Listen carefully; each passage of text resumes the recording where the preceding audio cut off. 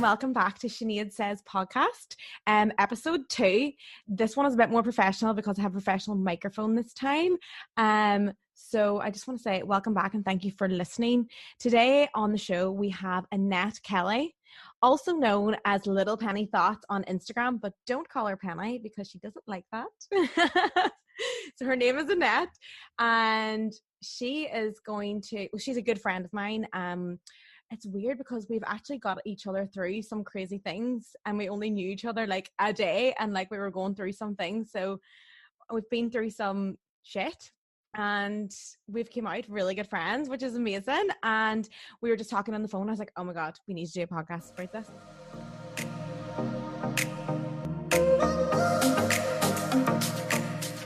So firstly, I just want to introduce her. Hello, Annette. Hello, Sinead. How are you doing? I'm good. How are you today? Good. I actually made an effort today. I thought I'm going to get up and get prepped for the day. And yeah, I'm really looking forward to being a guest on your podcast. Oh, I know, episode 2. So basically, we have to do it. So tell us a bit about yourself. So my name is Annette Kelly, and I suppose my online platform would be Little Penny Thoughts, which started in 2015. It started very off the cuff. There was no real agenda behind it. All I wanted to do was to help people with the power of words and quotes. And yeah, we're still going strong in 2021 here. And now it's become a big part of my life. It's now my job, it's my brand, and it's something that I'm very proud of because I love the community that I built online. And it comes with its challenges, yes, but there's more pros than cons. And I suppose being on social media has taught me so much about life and about myself. But more importantly, this year, it's taught me so much about what really matters. And that's just sometimes I'm rambling here. So you can totally ramble. You can cut that, can't you? No. No, we're interested. We're here now. We're here for it. Yeah. So it's just taught me a lot about maybe what I want in life and what matters. Yeah. So the topic of the day today, there's a lot of topics going on today, but because we were announced last night that we were in another full lockdown, schools closed a lot. It feels like deja vu from March. We're in a worldwide pandemic at the minute. We're at a high peak in Ireland and UK. So we are fully in lockdown once again. And people are really struggling. Now, the questions in the question box that people asked were, what is the coping strategies for stress and tips to get through this bloody lockdown? Because you know what? I think it's going to be tough, but we have done it before. And I think we can do it again. Like, I'm fully in my higher self right now because I've kind of went January 4th, right? I joined like online fitness and I was just like, right, get up, get my workout done, get my yoga in. Today was the first time I did everything. I did a workout, I did yoga, and I did meditation. And I'm not telling anyone to do that. I'm just saying, like, it was the first time that I hit my higher self in about 2 months. And I have to say that I fucking missed myself. Yeah. I actually missed my own thoughts. I feel like I've been distracting myself with my phone, TikTok, with Jack, and like, you know, I haven't even like sat with myself for so long. And like, I think what we need to understand is there's so much to explore inside our brains, inside our minds. And today I got to like fully see that. So I feel like we need to just sometimes be by ourselves. Well, that's very true. I spend a lot of my time alone currently, and it works for me. But I also like miss my friends, you know, seeing them in person, and obviously family members like that. On the first lockdown, it really made me realize the importance of having people around you, but it also made me realize the importance of enjoying your own company as well. I refuse to let the word lockdown or pandemic put fear in me, because I surrender to it. I don't really accept what's going on. I think it's when you think too much about it, it is bizarre. It's crazy, but it is happening, and we have no control over it. So I surrender. I say, you know what, this is happening now, but it can't and won't always be like this. So we have to roll with the punches. And I was very much at the start going against the grain. I was saying, I miss that. I can't do this. This isn't the same. And I was resisting change. And now the more I have adapted to change, I'm rolling with a wee bit more. I'm not saying that's easy, but I'm saying it's working for my well-being. And I encourage anyone that's struggling at the minute to try and just step back and focus on your own inner world without getting caught up in the chaos of the outer world. And your outer world, can be viewed through the media, such as social media, the news, Twitter, you name it. There can be so many things that we can absorb, even WhatsApp group chats. I don't know about you, but I can't cope with them.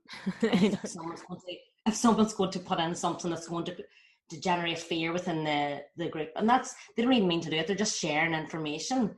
But at the start, I found that very unhelpful for me, and I kind of just step back from that, and I don't engage in maybe things that create fear or chaos within my world, because we talk about, not to sound cheesy, but inner peace, inner contentment. You talk about your higher self. There was a stage there where I was in a frenzy, probably the first part of the year, but now I'm kind of more coming into my own zone and focusing on my own grass and realizing, well, what can I do? There's lots of things beyond my control, but what can I control? And there's lots you can control. Oh yeah, Yeah, I think that as well. I think we were fully concentrating on like what we can't do. We can't go out with friends, can't go out for dinner. But like I'm really trying to fill my brain up with gratitude and see what I can do. Like I can go deeper into my spiritual practice. I can read. I can, people are like, oh, I can't see my boyfriend. And I'm just like, you have a boyfriend that you can talk and have virtual dates with. Like, we need to concentrate on what's good. And I think a true absence makes the heart grow fonder. Especially because they can't go out. People are like, how do you deal with blah blah blah, Jack being away or whatever? And I'm like, the cub can't go out. They can't go out. So I was like, if he was going out, we would have a problem. Like I'd be like, oh my god, here you at, what are you doing? I mean, I would say those thoughts to myself probably, but like I was like, I'm quite lucky that like, the start of our relationship, like he couldn't go out, like even, but that's very interesting. Do you think, due to the current circumstances in the world, that you and Jack's relationship got a really good start? Away from the noise, away from the... Yeah, I think so. Yeah, because we don't even really fight. Like we had one fight about liking photos, but that was it. And then I think like there was like, I didn't feel the way I felt with other relationships. I just felt like completely different. I just felt like this really good connection, and the fact that he could not go out probably did help my triggers from my last relationship. And I feel like I'm unlearning a lot of things that I learned in the past. I'm unlearning a lot of things with Jack. Like, I take a step back if I feel triggered, and I'm like, okay, he didn't actually mean that, or blah blah blah. So I definitely think we had an advantage, and I feel like obviously it wouldn't have happened if we were in lockdown. Oh, not at all. Like I wouldn't have been here for this long. I kissed him before actually, so it doesn't really, so I always like, I had like a bit of lust for him like as well, so I think lust just turned into love. So that's lovely. I don't know what I have at the minute. I don't know the emotions of love at the minute. It's all very confusing. Actually, yeah, we can talk about so Annette is very famous for her Tinder tales on her Instagram. So when she does her Tinder tales, we all get a cup of tea and we listen to everyone's crazy Tinder tales. So first of all, Tinder fairy tales too, but there's some heartwarmers, but then the best crack ones are the ones that have just went, not the splat. So I want to know, so people wanted to know your Tinder tales, but I think first of all, we're going to talk about our Tinder tales. But first of all, I want you to tell us the most fucking fucked up Tinder tale. Well, let me see. There's a lot. So there is, and obviously everything's anonymous. There's a few crude ones that I'll not I can't. I just can't. I wouldn't be able to verbalize it because I could barely read it, never mind say it. But I think a lot of the ones that I'm just looking at my phone here, going back over them, because there was literally hundreds and hundreds. Sometimes when I put up a question box, you do get good engagement, but this, everyone seemed to have like a story. And I loved it because like, no matter what age you are, you could be online dating. And sometimes it's a wee bit of a taboo. There's people don't really talk about it, but I want to kind of normalize the conversation around dating. There's no other option right now. Tinder is the only way, except I don't use Tinder. I use Hinge. There's Tinder. There's what else? Hinge. There's. I was on Rhea, which is like an elite app, which like you have to be accepted. I was in that one. You need the blue tick for that, Sinead. So we're not in that club. Oh, I know, but you want to see the people on it, like, and you're not allowed to disclose, but you're like, whoa, what the fuck? And like, I screenshotted one. I was like, oh my god, I can't believe it's him. And then they were like, if you screenshot one more time, you're going to be kicked out of the app. And I was like, okay, sorry. Oh, so you're trying to, you have to. But you're not allowed to like disclose any information. Bumble as well is another one. So like, kind of the Tinder tales cover like a vast array of apps, and even like through sliding the DMs, things like that. But the ones that probably shocked me the most was the maybe cheating, like, you know, like hooking up with a sister and like, you know, hooking up them with the other sister, something like that there. And they'd be telling me this. I'm like, I know, I can say your name. They know, people know that they're anonymous to someone else, but not anonymous to me. And I'm like, no, like, do you know what I mean? Cheating, like going with one sister, then going with other. Yeah, that's it. Like, you know, I don't know, and things like that. And then a lot of like brothers and things like that. So I noticed that was a theme throughout a lot of the Tinder tales. Another one was like, this is the one made me laugh so much about, like, the first date was going really well, and I think he was very gentlemanly and all, and then she went back to her car and he went back to his van, but he flung open the doors of his van and there was a full bed set on the back of the van, like asking her, did you want to come in? But the funny thing is about that, Sinead, is that message was sent to me multiple times by different women. So there's a serial Tinder on the loose. No way! Oh, the van, and you know, so be careful. My god, that is so creepy. I can't cope. It is creepy. And then when I started, and some of the stories actually shocked me, that I said, you know, maybe you should report that. Like I have a really? Maybe some of them just, I don't know, like maybe a bit of dodgy behavior. But once again, this is someone's story, and whether it's true or not, you know, I'm say, and I'd never let the truth get in the way of a true story. You know, I don't want to be putting up stuff that's not true and things like that. I don't want to keep it lighthearted and good crack. But a lot of it is just about how people just do not gel well together, you know, and whether they're just not in the same level of, you know, conversation, or maybe their expectations failed.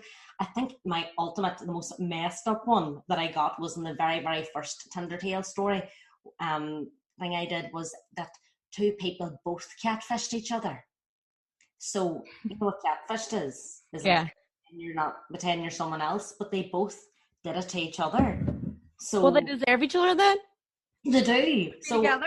Like that's messed up. Pretending you're like, they both pretended that they weren't who they're meant to be. Aye.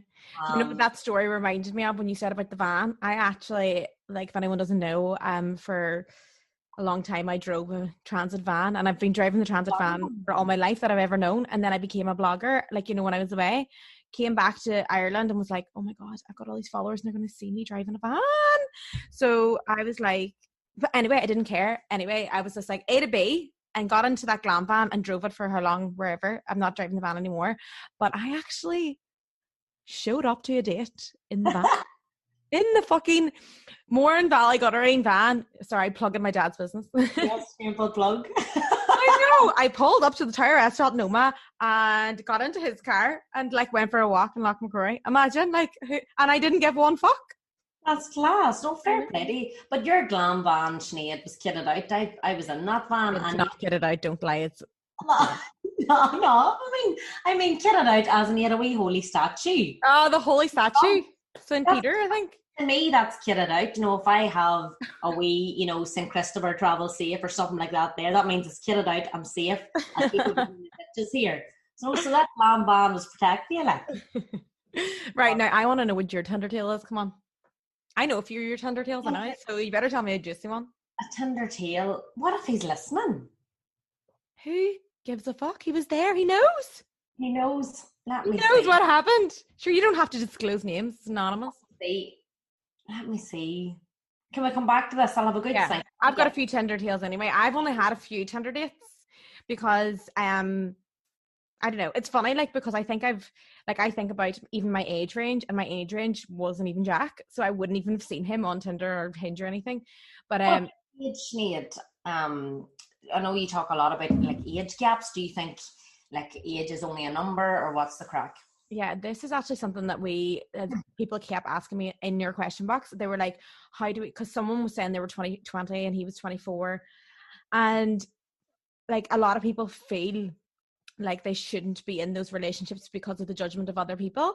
And I just think, are you making a decision for you? Are you making a decision for other people? You are not on this earth to please other people. If you feel a connection with somebody, then that's what you go with. You go with the connection, and you have to ask yourself every day. I ask this about ego every day. I'm like, are you making that, like with jobs, with whatever, their life, travel? And I'm like, who's making the decision? You or the judgment of others? So when you're like making a decision to please others, that is to please your ego. That is your ego boost. You need that validation from others that you're doing the right thing. And I'm telling you now, we all came on this earth with a unique strike, and we need to make our own decisions in life. Like if we were all the same, we would all be like, you know what I mean? It's silly.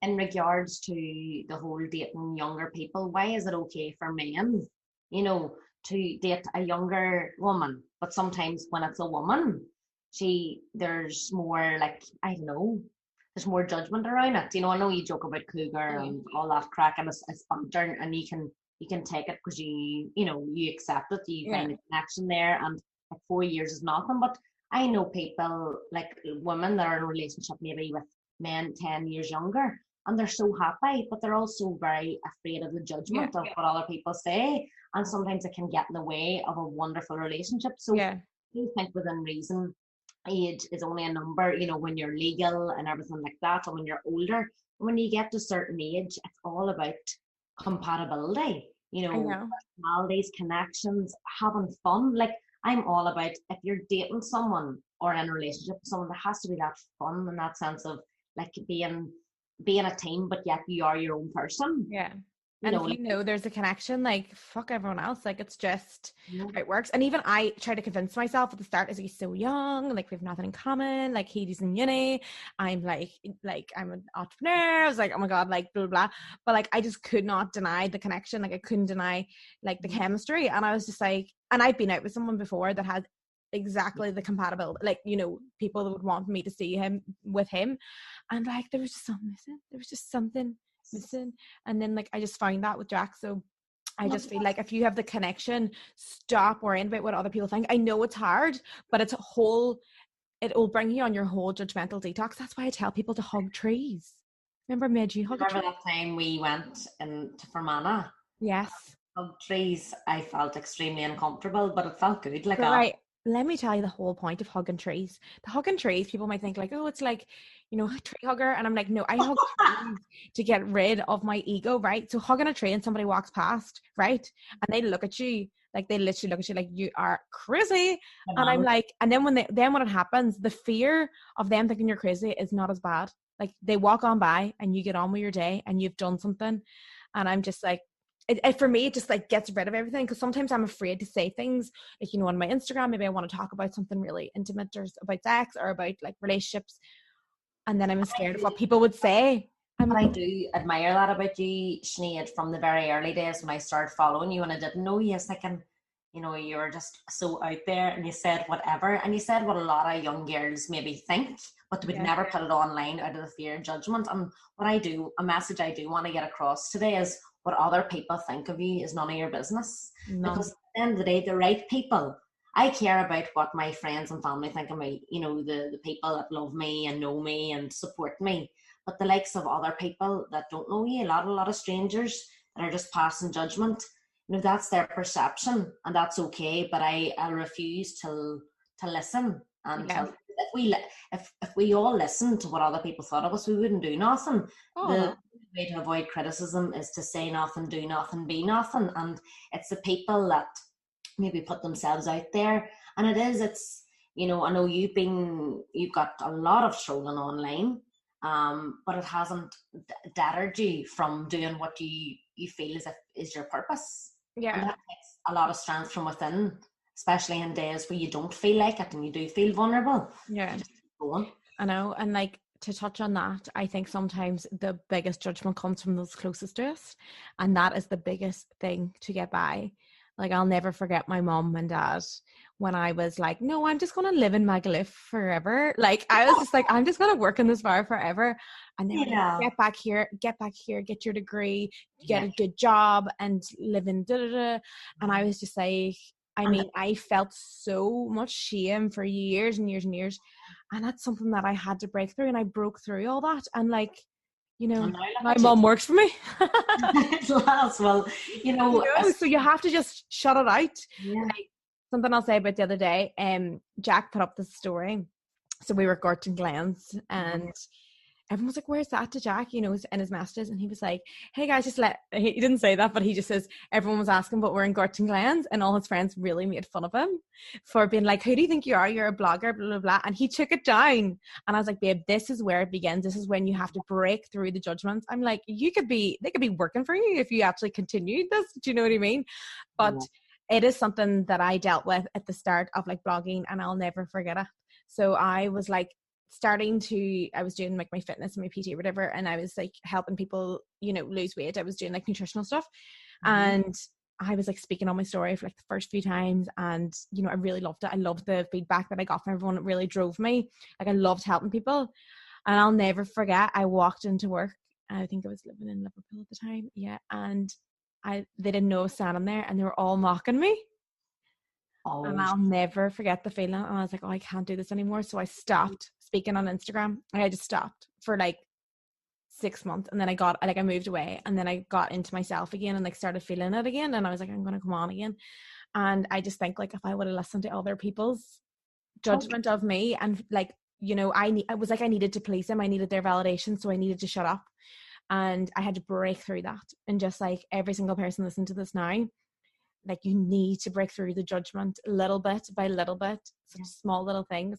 And sometimes, Sinead, the judgment can be for your own good. Say if it's your parents, because I have a very similar situation. I'm not Magaluf. I wasn't as out there as you, but I trained to be a teacher. Yeah. I was teaching, and I loved it. It was a good steady, job. Miss Kelly, that was my identity. And, especially my mother was very proud of this, that I was a teacher. However, when I realised that teaching isn't for me, and I wanted to maybe branch out, oh no, you can't leave teaching, what a waste. Yeah, because it's a secure job. This is what I wanted to touch on with you, how to leave a secure job to follow your dreams. Well, I'm an example of that, because teaching, there is an element of security. I know people say there's no jobs, but if you want to teach, you can teach. There's plenty of avenues in teaching, believe it or not, and that's just my opinion. But however, when I realised that I love the element of pastoral care within pupils, helping children and young teens with their well-being, I knew that teaching English wasn't for me. It wasn't me. It's not that I didn't care about their grade. I cared more about their mental health and well-being, and that's when I realised that that's what I want to branch into and make something of, Little Penny Thoughts as a company, because it hasn't been. It started as a Facebook page in 2015, but only started as a company in 2017, 18, properly with my sister. But when I branched out and actually left teaching, probably about 2 years ago, properly a year and a half ago, I braked from subbing. There was that fear of not having enough income. But my whole thing was, if I had enough to live off, I'm happy. I'm not into materialistic things. I don't live a big flashy lifestyle. I enjoy the simple things in life, but you need an income to enjoy life, and if you're not, you can't, you'll not get it by lying in your bed. So I try not to let that fear of the steady, not having a steady income come over me, and just every month opportunities came. I worked hard on product production, and I just kept myself busy by doing something that I loved. And it is true, it's a cliche, but it is true. When you find something you love, you never work a day in your life. And even though I work every single day, and I put in more hours than I ever did in teaching, I don't feel drained, I don't feel anxious, I feel free because I'm doing it for me. And I believe that my pain led me to my purpose, and I'm fulfilling my passion. And if I can send a message to anyone today that's thinking of maybe leaving the security of their job, I won't say to them, yeah, go do it now. This maybe isn't a time, but think of like a side hustle. Think of something that you can train in the evening times. There is so many online courses at the minute. You don't have to even leave the comfort of your room to do. Upskill yourself, and then think of a plan to slowly but surely branch out. And slowly yet steady. People do it, wing it, and cut all ties, and that works for them. But for me, it was tapering off and thinking, what is. Yeah, it depends what your values are too. Like if I'm like coaching someone, or like I can tell, like I'll get their value. So for me, my top value was always freedom. But for some people, security, they need to know they have money in the bank, or they have money coming in to continue to fulfill their dreams. Whilst I was like, I am cutting the fucking ships right now. I can't walk to work any more miserable. So I just cut the ships and was like, okay, because I was so skint before, and being skint just learns you that like you're actually grand, like you're grand without that money in the bank, so I cut the fucking ships. Like I was just like, yeah, I'm just gonna live on like a $5 a week, and then that's how I did it. And then like I slowly gradually was making more money, and I was like, well, I'm living in my purpose. I've cut another amount of ships this month as well, because I'm actually stopping all the like sort of brand ambassador influence and stuff. Did I tell you that? I'd love to talk about that. I know we had a phone call conversation about how you're trying to develop your own brand, but you've loved supporting other brands in the past, but now you want it to be maybe more authentic to yourself in terms of content. Yeah, I'm just ready to like do stuff for me and do things just really naturally to me rather than like real plugged. So I'm taking on that as well, which is also like losing a lot of money for me. Yeah. And even like the likes of, I know the power of influencer marketing, and it's not something to be sniffed at, as you said. There's a lot of potential in that. But to any young girls that maybe are considering blogging, Sinead, or considering maybe going down that route, that are interested in working with brands, what would your advice be?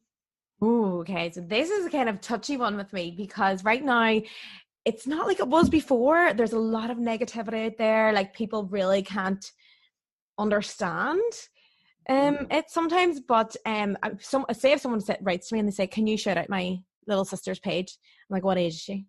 18? No, I will not shout out an 18-year-old, because they're not ready for the negativity to come their way. Like their brains haven't developed enough to understand that other people have their own hatred and their own pain that they sometimes projected on you. So maybe a bit older, and like if I know someone's really headstrong, I will be like, share and stuff like that, because there is a lot of negativity online, as we both know. We don't look at it anymore, but when it first came out, we both looked at it. So yeah, I just don't know if you have to be mentally ready. I would say read a lot. Laws of Human Nature is probably the best book to deal with any sort of negativity, because you can literally find out what goes on in every human's brain. So if someone's giving you negativity, you're like, oh, they're this, and that's why they do that.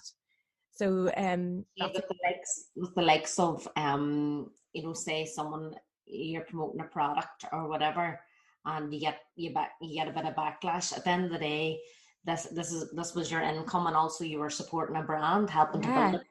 But people don't see that. People see it as sell out. Even sometimes if I put up something that I totally paid for myself, it's like, you didn't declare that as an ad or gift. I'm like, do you want to see my receipt? I think it's hard to be attacked.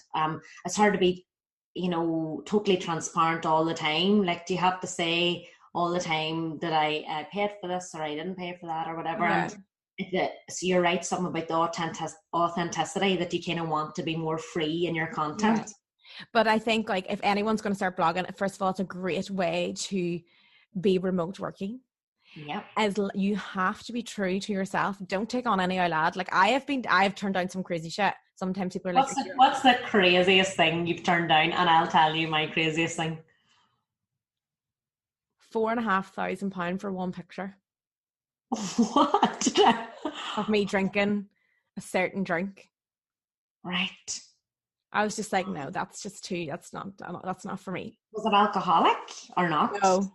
And I also turned down alcoholic stuff as well, just because I don't want to promote, although I drink all the time. Yes. But I turned down alcohol. To keep your brand clean. And what are your, like, so you like own like a range of companies, and not everyone knows this. You're not just Sinead Haig, the influencer. You own Shine Online. Is that right? Mm-hmm. Shine Online, Brave Retreat, Saigal. And then like obviously the influencing as well. That's amazing. There's a lot of things. Like Saigal's more like on everything's online, and then Brave Retreats is obviously, well, there's Brave as well. Brave as a whole, like I would do online stuff as well for that, but Brave Retreats is in the physical. Yeah, but it's probably the least amount of money as well, like the least amount of profit, but it's probably the most purposeful. But obviously I can't do it right now. Do you remember I was meant to come out to Thailand?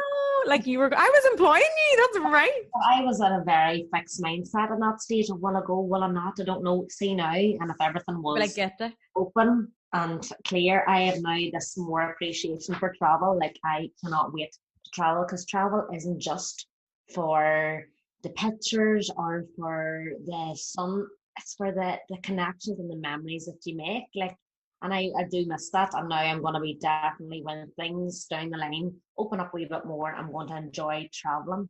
Yeah, you know what? I think the pandemic, right? I'm going to ask this question. Yeah. What is the thing that you've learned from the pandemic? Like, what is it that you're going to, like, is it going to be travel? Is that what you're... Yeah, travel. Like my 2020 goal, I know you're a big advocate of saying your goal out loud, and I did it last year. In January, I came on, I says, look, saying my goal out loud here, I want to speak internationally. And even though I did speak internationally over Zoom and conferences and things like that, I wanted to be on that plane. I wanted to be plane hopping to different countries, speaking at different conferences, meeting different people from different walks of life. Now, that didn't happen, but I visualize that I hope it does happen, that I can go and, share my story, connect with other people and keep learning. I believe we're all each other's greatest resource, but I'm very, very proud Irish woman. I love my culture, but I also love learning about other cultures and other ways of going on and connecting with people that are so, like, on a totally different path from me, but you can learn so much from each other. Yeah, I love that. You can speak at my manifesting event.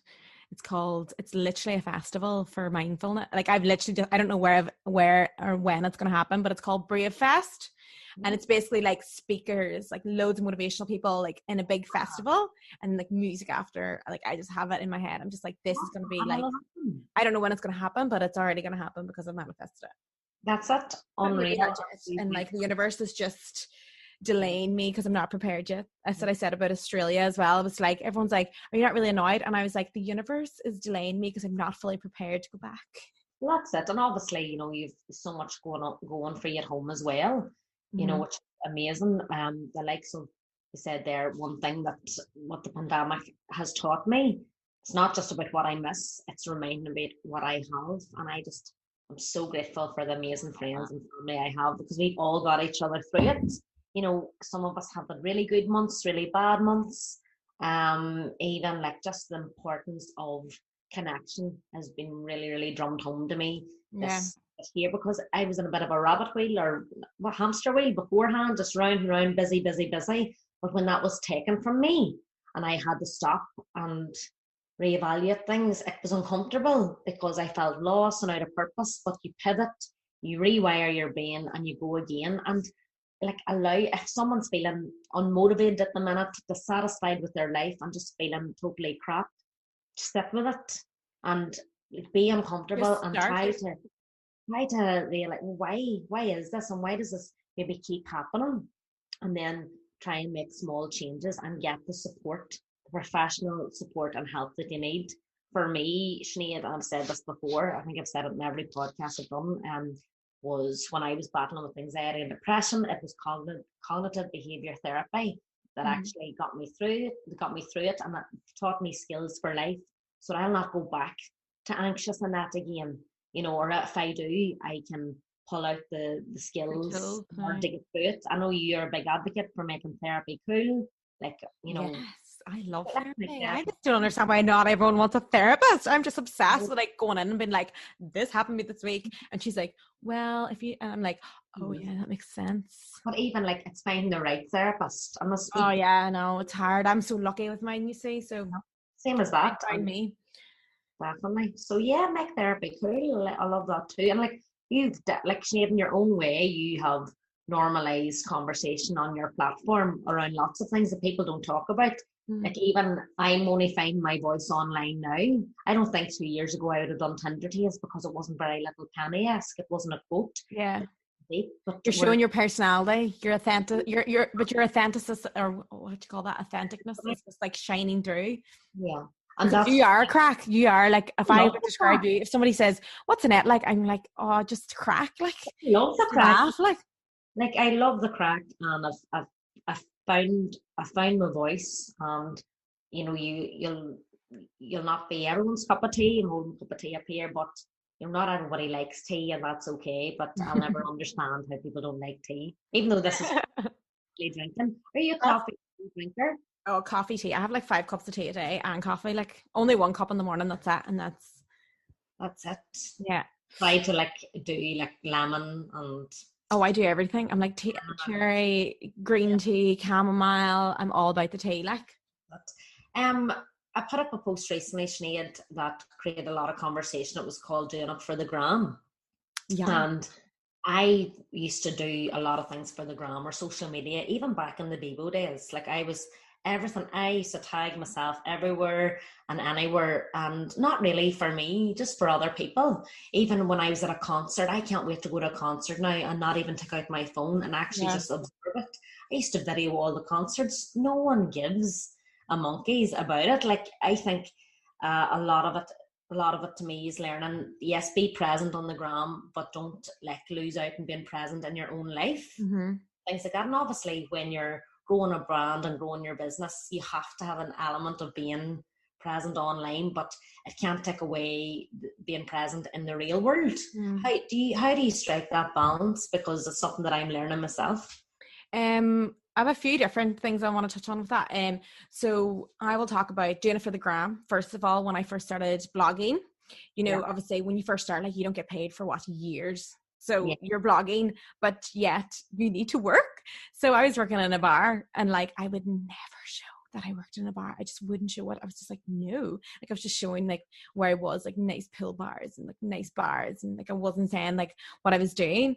And then I was like, this was the point where I was in a really dark place. I don't like to call it depression. I like to call it the dark place. Okay. And, I was just putting on this front, and I'll never forget, like, the bravest thing I've ever done is ask for help. I'm not even joking at that time. And I just, like, I reached out, and like, I was being fake for ages. And then like, I just was like, and then like, see, when I got off the phone to that person that I first spilled to, like, how it felt. Like trying to explain how you feel whenever you're living the dream life that everyone thinks that you're living was just like, it was bizarre. Like bikini pictures, lifestyle, like, and Sinead's living the dream here.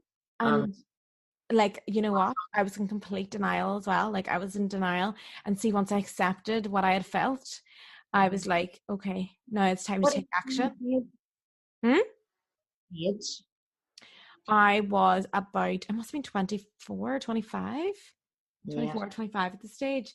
It was probably my lowest point. Like, I could never sleep. I just broke. Like, I was just broken.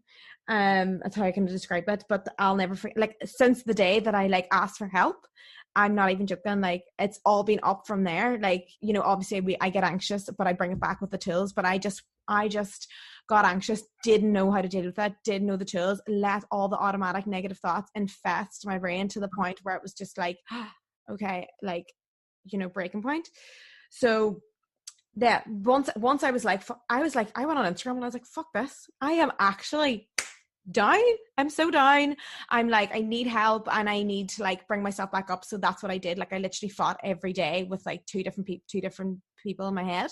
And then once I like let go of that fakeness and like shone out with my true authenticness, that is when like people started to really listen and really like understand. Connect with you. Yeah, just connect with me. And like that was something that like I just became a real person at that point, and because I don't do it for the gram anymore. That's it. And like, you know that obviously you're a very attractive girl, right? But you're more than your looks. Well, thank you. You know, well, I'm gonna close this blind because it's blinding me. Hold on.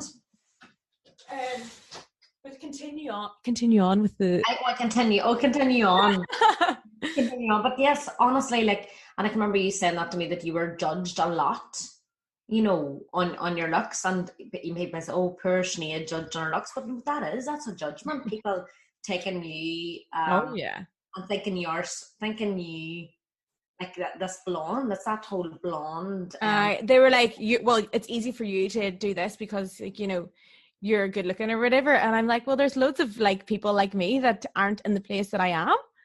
So it's not about that at all. Like, it's just, you know what I mean? And plus I'm followed by 87% girls. So no boy is on there looking and telling you. I'm 97% women and 3% men. And it used to be 2% men, but Tinder deals, all of a sudden, I've got a lads. But you know what? It's lovely chatting to some of the men about their stories, because like, and I'm not about boy bashing, I'm not about girl bashing. Like these stories are simply just like crack and just normalizing the conversation. But yeah, you're definitely on the right path, Sinead, of what you're doing. And do you enjoy it? Oh my God, it's the best thing ever. Like, see this podcast, I have been thinking about it in my meditation all morning. I was like, oh my God, I can't wait to just have the crack and just have like my podcast and talk about it. Huh? I was nervous at the start. You really nervous? When we're chatting on the phone, chat away and blah, blah, blah. But I feel very comfortable now at the start. Even that, see that conversation or that question, who am I? And who am I? I don't know. I know, it's so annoying. Like, who am I? Like, who is it? But who is anyone? And anyone can have their voice, anyone can share their voice, and you just don't know who you're impacting. You know, and sometimes it's the people that you never think that you do connect with. Like, even we're very different people. I know. Yes. We're so different. Like, I'm like freaking out there. I'm like, sexist, and you're like, oh, Sinead. So I'm like, and then I bring it out in you as well. I bring it out. I'm like, come on, tell me, you know. That's good. Even you were like, is there anything you don't want to talk about? I was like, I just the S word, like, and that's me. Just sex. The S word is sex. Catholic guilt in this podcast. It is sex. But it's so healthy just to be yourself and be authentic. You need to talk about it. You do. I'm just going to quickly talk about Catholic guilt before we finish up, because sex, right, is sometimes the reason why people's relationships, marriages shut down. Why? Because they don't know what they like. They use sex as a distance, as a weapon, as a tool. Like, what if we talked about it from day dot? What if we were like, what do you like? What do you not like? What if we just brought it out in the open? Then you would be able to talk about why you're not having sex, or you're in a sexless marriage and stuff like that. And you can be able to talk about it. And people are so afraid of talking about sex because of Catholic guilt. You know, we've always been like, oh, shut up, like, Sinead, shut up. My mom and dad would have been like this for years, until I came back from my spiritual awakening and was like, sex this, sex that. And like, we even had a funny conversation. So not it brings you close together. It brings you, like, talking about sex brings you closer. Like, there's a connection. Like, I don't really talk about sex. Actually, me and my dad will have a bit of banter. He'll be like, oh, your mom. And I'll be like, well, me and Jack upstairs in your house. And me and dad would banter about it. And then the other day I was like, oh my God, I hope Jack's mom's not listening. Oh, sweet, above, I can't cope. I feel like Jack's mom right now. I feel like a parent. I just wriggling, but it's all good. I was telling mom, I was like, so Jack's mom found a pair of knickers under the bed. Oh, Sinead. And I was telling my mom, and they were like, Sinead. But then, like, after, we were like really laughing about it, and then she was texting me when I was over in Jack's. She was like, didn't she say anything? And like, it's funny, it brings you close together and makes things more fun. Back. Were they the Bridget Jones's ones, or were they the nice ones? I'm going really red. But no, I didn't get them back. Oh, right. They were binned. I don't know. But anyway, I know, but it brings, like, these things bring you close together, and it's good to, like, break the stigma. You don't have to talk about what positions you're in, like, with your fucking family, like, but, you know, to talk about these things, like, it's so funny when you bring it up, because you need to talk about it, because sometimes sex is the reason why relationships break down. And I think as well, some people don't know what they like because they don't want to talk about it. Do you tell your partner what you like? Do you know what you like? Yes, but see, when you talk about, like, yes, be open and honest with your partner. However, when it comes to parents, I will never, ever dynamic with my parents ever, and I don't try it. I don't want to. No way. It just makes me squirm, and I'm just not there yet. I'm very open and honest with my parents, but definitely it's something that probably won't exist in my house. Take it to the deathbed. Well, that's it. But at the end of the day, you know, everyone's dynamic of their relationship with their parents is different. But I do think it's very healthy that you're very honest with your parents, whatever, and you love the banter and the crack. But as you say, you keep her, you know, keep her low through her bowl. Keep her classy. Keep her classy. Yeah, there's certain places you're like, no, this is not appropriate. But I do try to bring it in. It's a real thing. I know that's something that, you know, I'm very devout. I have good faith. But my faith is through action. How I treat people, how I speak to people, and it's probably like how I've been brought up.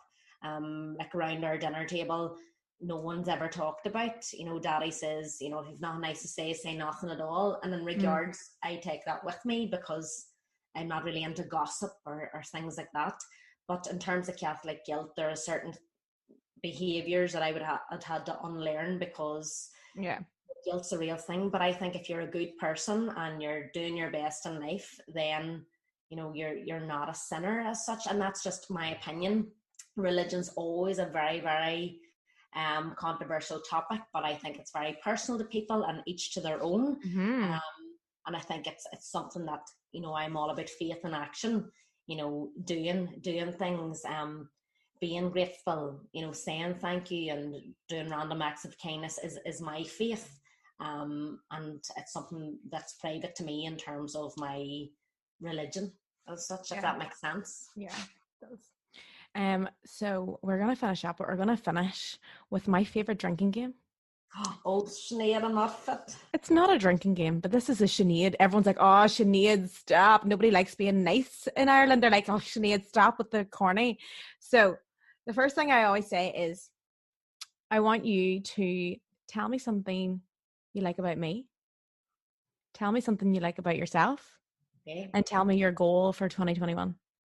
Oh, that's a nice game. A drinking game, and then you can take a shot usually, but... Take a shot at my coffee. Yeah. So something I like about Sinead that I've mentioned beforehand is that you are very authentically yourself. Thank you. You're quite fearless in terms of other people's judgment of you, and that you're a go-getter, you're a doer. So I've been talking about doing a podcast for years and years and years, like just talking about it. I'm not actually doing it, but you actually take the step and do it through action. So I admire you for that. One thing I like about myself is that I'm very open-minded and non-judgmental. I try not to judge others, and that's a quality that I've learnt in recent years. And my goal for 2021 is to create more products with little penny thoughts. Amazing. So that's, what about you? What I like about you is you are non-judgmental, and there's something so innocent about you that I just love to corrupt you.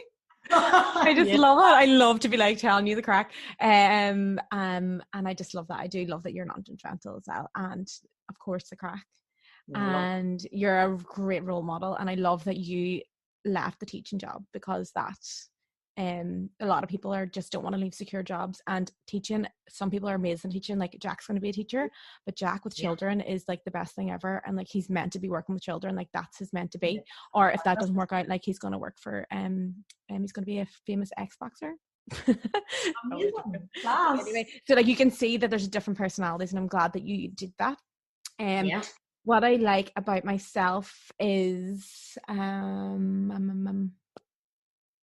my ability